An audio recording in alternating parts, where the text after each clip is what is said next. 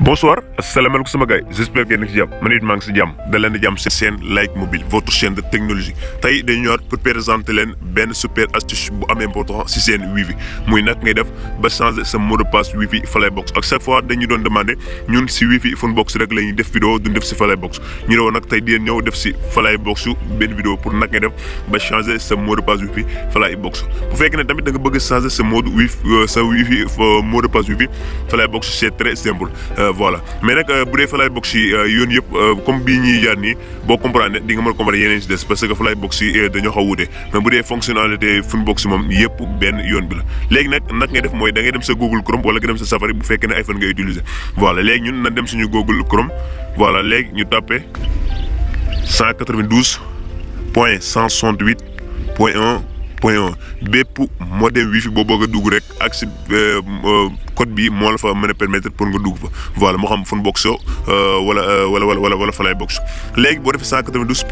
192.168.1.1 léegi sa wifi Flybox bi nii lay tijjee ko mais nag amago accès si wifi bi parce que duggaloo ko li ñuy wax mooy sa mot de passe admin voilà léegi nag bu fekkee Funbox yi la da lay indil mot de passe nom d'utilisateur andi la mot de passe mais nag Flybox yi fi leen wutee da lay indil la accès à l'appareil andi la logo paramètre léegi nag yow nag ngay def mooy da ngay dugal sa mot de passe admin voilà léegi nag fii nii sa mot de passe bi bu fekkee ne Funbox yi la si ginnaaw wifi bi nga ko mën a trouver mais nag bii catalogue bi nga xam voilà wala kit bi nga xam ne moom la agence bi jox kees gi voilà si nga mën a trouver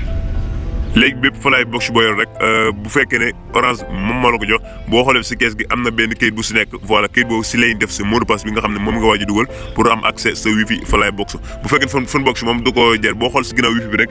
di nga mën a gis sa mot de passe admin bi léegi nag fii dañuy xool suñu code bi bu fekkee ne changé goo ko comme que ñun changé nañ ko ba pare moo tax code bi nga xam ne moom lañ changé moom lañ si dugal mais bu fekkee ne changé goo ko boo xoolee si kees gi wala kayit bi nga xam ne mooy ànd ak wifi bi boo xoolee dina am fu mu la bindal connexion mot de passe admin léegi code boobu noonu comme niñ ko bindee rek noonu ko koy dugalaat fii pour mën a am accès si sa wifi Flybox bi léegi ñun naka lay def mooy day dem directement day dugal suñu code comme que ñun on a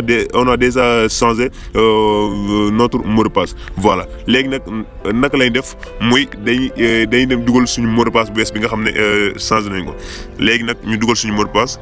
léegi nag mot de passe boo amee erreur rek moom dala koy directeur wan ne la mot de passe bi nga dugal normal léegi ñun naka lay def mooy day dugal suñu mot de passe léegi ñu dugal suñu mot de passe comme que changé nañ ko ba pare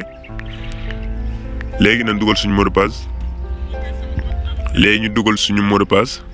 léegi bu ñu dugalee mot de passe ba pare léegi dañuy tapé fi mu bindal OK léegi boo tapé OK rek automatiquement di nga gis ne yow léegi am nga accès si sa wifi Flybox bi voilà am na wifi Flybox yoo xam ne bu tijjee ko nii la koy indile mais am na yoo xam ne nag day xaw a changement tudd mais nag li ñu waxoon si commencement boo comprendre bii ñuy def rek bépp Flybox boo yor boo defee comme ni ñu ko wax rek yow di nga mën a changer sa mot de passe wifi bi ñoom ñëpp ñooy benn yoon voilà léegi ñun bu ñu ñëwee fii day dem fi mu bind réglage léegi boo demee réglage nga xool si option gauche bi am na fi mu la bindal wifi léegi boo demee sa réglage da ngay dem fi mu la bindal wifi si option gauche bi voilà léegi boo demee si sa boo demee wifi léegi xaaral ñu zoom ko pour wal leen ko léegi boo demee wifi am na fi mu la bindal standard léegi da nga koy cliquer léegi boo cliquer standard léegi am nga accès nag léegi si sa wifi fi nga xam ne fi nga war a changer sa mot de passe wifi Flybox léegi nag bu fekkee ne Flybox yi moom boo duggee lu toll ak 4 wifi yoo xam ne moom da la koy directeur pour ñi nga xam ne voilà léegi bu fekkoon yow da nga am appartement nga bëgg kii di connecté wifi kii di connecté wifi léegi ku nekk nga jox ko wifi boppam léegi nag fii ne mën nga tànn wifi yëpp nga changer mot de passe bi léegi wifi boo bëgg kooku connecté si rek si nga koy dugal mais ñun tey li ñu intéressé mooy nag ngay def ba changer sa mot de passe wifi bi voilà léegi wifi bi si kaw moom leen configuré woon pour man di si connecté léegi ñun boobu lañ bëgg changer mot de passe bi léegi naka lay def mooy voilà léegi bu ñu demee si kaw léegi tur bi moom mooy nekk si kaw même bu fekkoon da nga bëgg a changer tur bi boo defee clic droit dina la indil sa clavier bi nga effacer bi si nekkoon pour mën koo changer bu fekkente mot de passe nga bëgg a changer am na fi mu la bindal mot de passe wifi da ngay def clic droit moom it daal di effacer moo indil sa clavier bi nga effacer daal di xool mot de passe bi nga xam ne moom nga si war a dugal dugal léegi bu fekkee ne tur bi nga si war a dugal tamit nga def clic droit daal di effacer daal di dugal tur bi nga xam ne moom nga bëgg a dugal yow da nga bëgg changer sa mot de passe bi c'est très simple léegi da ngay dem fi mu la bindal mot de passe wifi nga def clic droit léegi boo defee clic droit automatiquement da la indil sa clavier bi da la indil croix bi nga xam ne